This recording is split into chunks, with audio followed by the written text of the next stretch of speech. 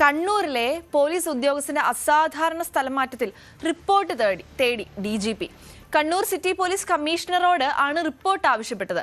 3 സ്ഥലം മാറ്റത്തിന്റെയും വിശദമായ റിപ്പോർട്ട് നൽകണമെന്നാണ് ആവശ്യം.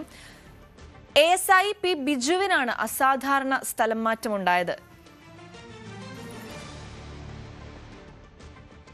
വാർത്തയുടെ കൂടുതൽ വിശദാംശങ്ങളുമായി സുമേഷ് മൊറാഴയാണ് നമ്മളോടൊപ്പം ചേരുന്നത്.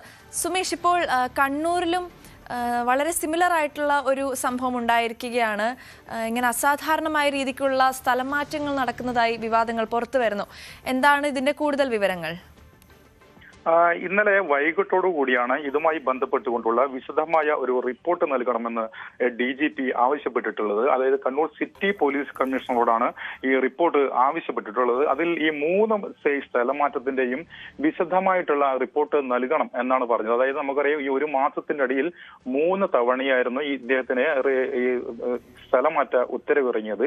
ഇതിന്റെ കാരണം വ്യക്തമാക്കിക്കൊണ്ടുള്ള ഒരു വിശദമായ റിപ്പോർട്ട് നൽകണം എന്നാണ് ഇന്നലെ DGP സിറ്റി പോലീസ് കമ്മീഷണറോട് ആവശ്യപ്പെട്ടത്. ഏതായാലും അതിന് മറുപടി നൽകി എന്നാണ് മനസ്സിലാക്കുന്നത്. ഏതായാലും അഴീക്കോട് സ്വദേശിയായിട്ടുള്ള ഈ P ബിജുവിന് ഈ ആദ്യ സ്ഥലമാറ്റ ഉത്തരവ് വരുന്നത് 2026 ജൂലൈ 3-നായിരുന്നു. ജോലി പ്രവേശിച്ച് 2 ആഴ്ച പിന്നിട്ടപ്പോഴാണ് വീണ്ടും ഇദ്ദേഹത്തിന് ഒരു സ്ഥലമാറ്റ ഉത്തരവ് ഇറങ്ങുന്നത്.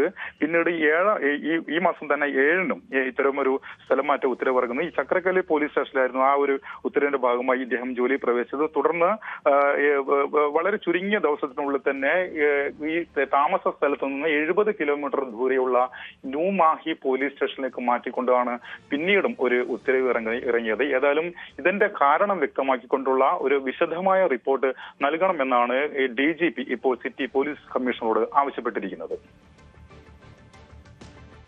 ശരി, വാർത്തയുടെ കൂടുതൽ വിശദാംശങ്ങളുമായി സുമേഷ് മൊറാഴയാണ് നമ്മളുമായി ചേർന്നത്. കൂടുതൽ വാർത്തകൾക്ക് News 18 Keralam YouTube channel subscribe ചെയ്യുക.